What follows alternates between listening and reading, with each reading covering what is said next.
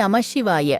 தென்னாடுடைய சிவனேய போற்றி, என் நாட்டவர்க்கும் இறைவா போற்றி. நமது ஈசன் அடி யூடியூப் சேனலுக்கு உங்களை அன்புடன் வரவேற்கின்றோம்.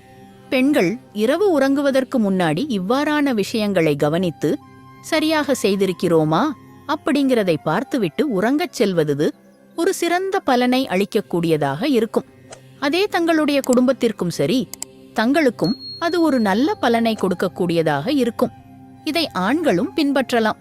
பெரும்பாலும் பெண்கள்தான் அனைத்து ஞாபகம் வைத்து செய்கின்றவர்களாக இருப்பார்கள். அதனால அவர்கள் வீடுகள்ல இந்த முறைகளை தினமும் பின்பற்றி வருவது ஒரு சிறப்பான விஷயமாக இருக்கும். அது என்னென்ன அப்படிங்கறத நம்ம இந்த பதிவுல பார்க்கலாம். நம்ம ஈசன் அடி யூடியூப் சேனலுக்கு புதுசா வர்றவங்க நம்ம ஈசன் அடி யூடியூப் சேனல்ல சப்ஸ்கிரைப் பண்ணி வச்சுக்கோங்க. மறக்காம உங்களுடைய நண்பர்களுக்கும் இந்த பதிவை பகிர்ந்து கொள்ளுங்கள். எப்போதுமே இரவு தூங்க செல்லும் முன் ஒரு சிறு துண்டு வெல்லத்தை வாசலில் ஒரு ஓரமாக வைத்துவிட்டு தூங்க செல்ல வேண்டும்.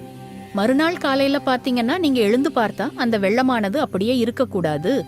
அப்படியே இருந்துச்சுன்னா உங்களுடைய கஷ்டங்கள் அப்படிங்கிறது தீரப்போவதில்லை அப்படிங்கிறது அர்த்தம். அந்த வெள்ளம் காணாம போய் இல்லைன்னா அதை ஏதாவது உயிரினங்கள் வந்து சாப்பிட்டு இருந்தால் நிச்சயம் உங்களுடைய வாழ்க்கையில படிப்படியான முன்னேற்றம் உண்டாக போகிறது என்பதை நாம உணரலாம். வெள்ளத்தை சாப்பிட வரும் எறும்புகளும் மற்ற உயிரினங்களும் உங்களுடைய பாவக்கணக்களை கழிப்பதற்காக அந்த உணவானதை அறிந்து கொள்கிறது அப்படிங்கிறதை இந்த இடத்துல புராணங்கள்ல குறிப்பிடப்பட்ட ஒன்றாக இருக்கின்றது. அதனால அந்த உயிரினங்கள் வந்து நாம வைத்திருக்கின்ற அந்த சர்க்கரைகளை சாப்பிடும் பொழுது நாம செய்கின்ற எந்த ஒரு தெரியாமல் செய்கிற பாவங்கள் அனைத்துமே நீங்கிவிடும் அப்படிங்கிறது தான் ஐதீகம். இன்னொரு முக்கியமான விஷயம் அப்படின்னு பாத்தீங்கன்னா, நம்ம பூஜை அறையல்ல பூஜை செய்யும் பொழுது விளக்கு ஏற்றி நம்ம வழிபாடு செய்வோம். நம்ம காமாட்சி அம்மன் விளக்கு ஏற்றுவோம், இல்ல குத்து விளக்கு ஏற்றுவோம். இப்படி விளக்குகளை ஏற்றி வச்சுட்டு அதை தவறாமல் நம்ம குளிர்வித்து இருக்கிறோமா இல்லையா அப்படிங்கறத கட்டாயம் நம்ம காலையில வேலை இருக்கும், அதனால பண்ண முடியாது. சாயந்தர வேளையில மட்டும்தான் விளக்கேற்றி வழிபாடு செய்ய முடியும். அப்படி விளக்கேற்றி வழிபாடு செய்யும் பொழுது பாத்தீங்கன்னா அதை நம்ம மறக்காம குளிர்வித்து விட்டோமா அப்படிங்கிறத நம்ம பார்த்து விடணும். எப்பொழுதுமே விளக்கை நம்ம குளிர்விக்கணும் அப்படிங்கிற அந்த வார்த்தையை தான் பயன்படுத்தணுமே தவிர விளக்கை நம்ம அணைக்கணும், விளக்கை அணைச்சிரு அப்படிங்கிற அணைப்பது அப்படிங்கிற அந்த வார்த்தைய நம்ம இதுல பயன்படுத்தக்கூடாது அப்படிங்கிறதும் குறிப்பிடப்பட்ட ஒன்றாக இருக்கின்றது. அதே போல பார்த்தீங்கன்னா பூஜை அறையை தூங்க செல்லும் முன் மூடி வைக்க வேண்டும். பூஜை அறைக்கு கதவு இல்லைனாலும் அதற்குன்னு திரை நீங்க வாங்கி வச்சிருப்பீங்க, அதை மூடி வைத்த பின்னரே நம்ம தூங்க செல்ல வேண்டும் அப்படிங்கறத இந்த இடத்துல நம்ம உறுதி செய்யணும். நம்ம செய்கின்ற ஒவ்வொரு சின்ன சின்ன காரியங்களுக்கு பின்னாடி ஒரு பெரிய பலன் இருக்கு அப்படிங்கறத நம்ம புரிந்து கொண்டு செய்வதுதான் நமக்கான நல்ல ஒரு செயல்பாடாக இருக்கும். வீட்டினுடைய பூஜை அறைக்கு அப்புறம் ஒரு இடம் இருக்கு அப்படின்னு பார்த்தீங்கன்னா அது வீட்டில் இருக்கின்ற சமையலறை தான். வீட்டினுடைய சமையலறையை நம்ம எப்பொழுதுமே வறுமையை போக்கும், அன்னபூரணியில் நிறைந்திருக்கும் ஒரு அம்சமாகும். எனவே தூங்க செல்லும் முன் சமையலறைக்கு சென்று அங்குள்ள அடுப்பு மற்றும் அடுப்பு வைத்திருக்கும் மேடை முழுவதையுமே சுத்தம் செய்ய வேண்டும். மறுநாள் காலையில நீங்க சுத்தம் செய்து கொண்டிருக்க கூடாது. எழுந்ததும் அதற்கு குங்குமம் பொட்டிட்டு சமையலை ஆரம்பித்தால் வறுமை என்பதே நமக்கு ஏற்படாது அப்படிங்கிறது ஐதீகம். பெரும்பாலும் பாத்தீங்கன்னா நம்ம நைட்டு வேலையில எல்லா வேலையுமே செய்வோம். சமையல் செய்துட்டு வேலையோட வேலையாவே நம்ம அடுப்பையுமே கிளீன் பண்ணிட்டு எல்லாத்தையுமே நம்ம சுத்தப்படுத்திட்டோம் அப்படிங்கிற பட்சத்துல காலையில எந்திரிச்சு வேலை செய்யறதுக்கு நமக்கு அது ஒரு அருமையான பலனை கொடுக்கும். ஏன்னா நம்ம அதிகாலையில எழுந்து அதை துடைத்து எல்லாத்தையும் பண்றதுக்கு கொஞ்சம் சிரமமா தான் இருக்கும். எப்போதுமே சமையலறையிலையுமே அந்த அலமாரிகளிலும் சமையல் மேடைகளிலும் நம்ம கோலம் மாதிரி வரைஞ்சு வச்சிருக்கிறது ஒரு நல்ல ஒரு விஷயமாக இருக்கும். அது ஒரு நேர்மறையான ஆற்றலை நமக்குள்ள தக்க வைத்துக் கொள்வதற்கு உதவும். அதே போல ஒரு சிறிய கிண்ணத்தில் கொஞ்சமாவது சாதத்தை போட்டு தண்ணீர் ஊற்றி நம்ம வைத்திருக்க வேண்டும். இது எதற்காக பண்ணணும் அப்படின்னு கேட்டீங்கன்னா, பசியோடு வரும் அன்னபூரணி நம்மை வாழ்த்திவிட்டு செல்வார் அப்படிங்கிறது தான் நம்பிக்கையாக இன்று வரைய கருதப்பட்டு வருகின்றது. அது போல பார்த்தீங்கன்னா நிறைய பிரச்சனைகள் அப்படிங்கிறது வருது. நமக்கு பணம் தொடர்பான பிரச்சனைகள் தான் அதிகமாக வரும். தொடர்ந்து நம்மளுக்கு இவ்வாறான பிரச்சனைகள் ஏற்பட்டு கொண்டே இருந்தால் பார்த்தீங்கன்னா இரவு நேரத்துல நீங்கள் தூங்கும் முன் ஒற்றைப்படை எண்ணிக்கையிலான, அதாவது 1, 3, 5 போன்ற எண்ணிக்கைகள்ல கிராம்புகளை ஒரு அகல் விளக்கில் போட்டுக்கொள்ளுங்கள். ஒரு கற்பூரத்தை வைத்து கிராம்புடன் கற்பூரத்தை சேர்த்து எரியவிட வேண்டும். இதன் நறுமணம் பாத்தீங்கன்னா வீடு முழுவதுமே பரவி இருக்கும். மறுநாள் காலையில எழும் பொழுது நிச்சயம் உங்கள் வீட்டிற்குள் மகாலட்சுமி வாசம் வரும் அப்படிங்கிறது தான் நம்பிக்கை. நம்ம வீட்டில் உள்ள அந்த நேர்மறையான ஆற்றல்கள் தான் நம்மையுமே நம்மளுடைய செயல்பாடுகளை தீர்மானிக்கிறது அப்படிங்கிறதை உணர்ந்து கொள்ளணும். இப்ப வீட்டிலையுமே எதிர்மறையான ஆற்றல்கள் இருக்கும் பொழுது நமக்கு வீட்டிலையுமே எந்த ஒரு நிம்மதியும் இல்லாம ஒரு குழப்ப நிலையிலேயே இருப்போம். வெளியே எப்படி இருக்கிறோமோ அது சூழ்நிலைக்கு தகுந்தாப்புல.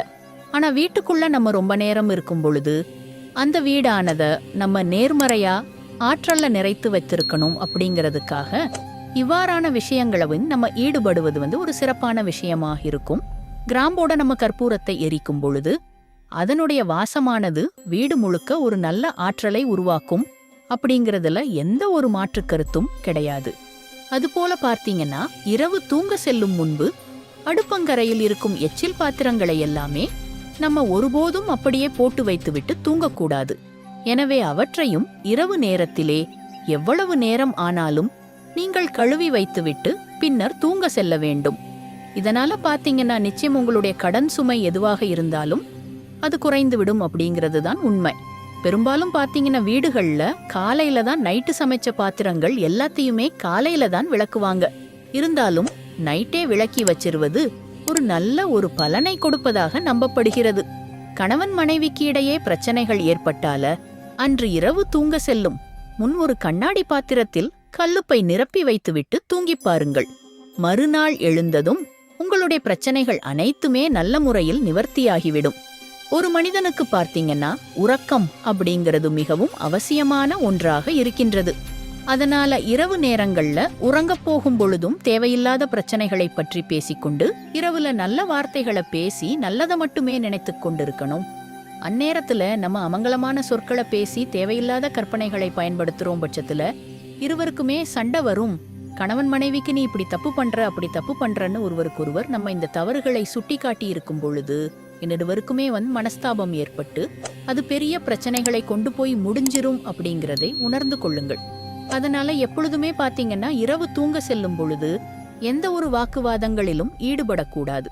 தேவையற்ற வாக்குவாதங்களில் ஈடுபடும் பொழுது இயல்பாக நமக்கு அன்றைய இரவு நிம்மதியான தூக்கம் வருவது கிடையாது. பெரும்பாலும் பாத்தீங்கன்னா குப்பைகளை நம்ம வீட்டுல காலையில தான் கொண்டு போய் கொட்டணுமே தவிர இரவு நேரங்கள்ல நம்ம கொண்டு போய் கொட்டக்கூடாது. மகாலட்சுமி நம் வீட்டுல தங்கி இருக்க நம் வீட்டுல இருக்கும் குப்பைகளை ஒருபோதும் இரவு நேரத்தில் வெளியில கொண்டு போய் கொட்டக்கூடாது. காலையில் எழுந்ததும் அதனை நம்ம அப்புறப்படுத்தலாம். இரவு தூங்க செல்லும் முன் பாத்தீங்கன்னா நிச்சயம் ஏதாவது ஒரு புத்தகத்தை படியுங்கள். இறைவனுடைய பதிக்கங்கள் இல்ல கதைகள் தேவையில்லாம இந்த மொபைல் போன், கம்ப்யூட்டர், டிவி போன்ற நவீன உபகரணங்களை ஒதுக்கி வைத்துவிட்டு புத்தகத்தை வாசித்து பாருங்கள். அருமையான தூக்கம் வரும். மனதில் ஒரு விதமான தன்னம்பிக்கை வளரும். இதனால பாத்தீங்கன்னா மறுநாள் முழுவதுமே நமக்கு உற்சாகம் தொற்றிக்கொள்ளும். நம்ம வெளியில எங்கேயாவது வேலைகளுக்கு சென்று வந்தா மட்டும்தான் தூக்கமும் நமக்கு நிம்மதியாக வரும் அப்படிங்கிறதை உணர்ந்து கொள்ளுங்கள். வேலைகள் செய்யும் பொழுது உடலானது களைப்பாகும். அந்த களைப்பின் மூலமாகத்தான் நமக்கு உறக்கமானது வரும். தேவையில்லாம போன் யூஸ் பண்றத குறைச்சுக்கோங்க. அதுபோல நம்ம இரவு தூங்குவதற்கு முன்னாடி எப்படியுமே அனைவருமே நம்ம தூங்குற இடத்திற்கு பக்கத்துல தண்ணி வைச்சு கொள்ளுவோம். இரவுல தாகம் எடுக்கும் பொழுது அதை நம்ம குடிச்சுக்கணும். தண்ணி வத்த பாத்தீங்கன்னா நம்ம இரவு நேரங்கள்ல குடிக்கிறது ஒரு நல்லது. இரவுல தான் நம்ம சாப்பிட்ட உணவுகள் அனைத்துமே ஜீரணமாவது அப்படிங்கிறது மெதுவாக நடந்து கொண்டிருக்கும். ஏன்னா நம்மளோட உடலானது ஓய்வுக்கு போயிரும். எல்லாமே அந்த ஓய்வுல இருக்கும் பொழுது நம்மளுடைய உடல் ஜீரண சக்தி மட்டும் மெதுவாக அது நடந்து கொண்டிருக்கும். அப்ப தேவையில்லாத கழிவுகள் நமக்கு சேரும் பொழுது அந்த கழிவுகளை அகற்றுவதற்கு நம்ம தண்ணி குடிக்கும் பொழுது அந்த தண்ணியோட அந்த கழிவுகள் எல்லாம் போய் சேர்ந்துடும் அப்படிங்கிறது தான் உண்மை. அதனால தான் எப்போதுமே அதிகாலையில எழுந்துடனே ஒரு செம்பு தண்ணியாவது நம்ம குடிச்சிட்டு அதுக்கப்புறம் தான் நம்ம காலை கடன் இதெல்லாம் போகணும் அப்படிங்கிறது சொல்றது. ஏன்னா நம்மளுடைய அனைத்து கழிவுகளுமே அந்த இடத்திலிருந்து நம்மளுக்கு நீங்கிவிடும் அப்படிங்கிறது தான் உண்மை. அதனால இவ்வாறான விஷயங்களை நம்ம தினந்தோறும் கடைபிடித்த வந்தாலே ஆண்களாக இருந்தாலும் சரி பெண்களாக இருந்தாலும் சரி இருவருமே சேர்ந்து இதை பண்ணி கொண்டு வருவது உங்களுக்கும் உங்களுடைய ஆரோக்கியத்திற்கும் அது மேன்மைப்படும் அப்படிங்கிறது தான் நிதர்சனமான உண்மை. இதற்கு பின்னாடி உள்ள ஆன்மீகமும் அறிவியலும் நம்ம நன்கு அறிந்து இந்த வாழ்க்கை முறையை முழுவதுமாக நம்ம புரிந்து கொண்டு செயல்படும் பொழுது நம்மளுக்கு அந்த வாழ்க்கையானது வளமாக மாறிவிடும் அப்படிங்கிறதுல எந்த ஒரு மாற்றுக் கருத்தும் கிடையாது. அனைவரும் என்றும் இறையருள் பெற்று நலமுடன் வாழ வேண்டும். நன்றி, வணக்கம்.